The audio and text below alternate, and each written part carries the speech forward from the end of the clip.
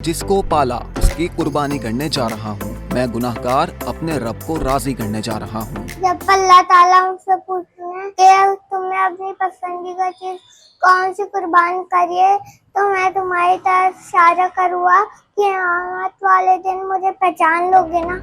मुल्क भर में बड़ी ईद के दूसरे रोज भी सुन्नत इब्राहिमी की अदायगी जारी रही। शहरियों ने मोहब्बत से लाए जानवरों को अल्लाह की राह में कुर्बान किया। गोश्त बांटने का मरहला भी आया। नौजवान शौकर उठाए घरों से निकल पड़े। कल के मेजबान आज बने मेहमान। ससुराल में भी आज दावतों का दौर चला। कलेजी, कड़ाही, यखनी, पुलाव बने दस्तरखान की जीनत। बच्चे जानवरों से बिछड़े तो बड़े दिल बहलाने के लिए नन्हे मुन्नों को सैर सपाटे के लिए ले गए। मैं अपनी बहनों से झूले ले रही, मुझे बहुत मजा आ रहा है। मन चले भी घूमने घामने निकल पड़े। तफरीही मकामात पर मौज मस्तियाँ की।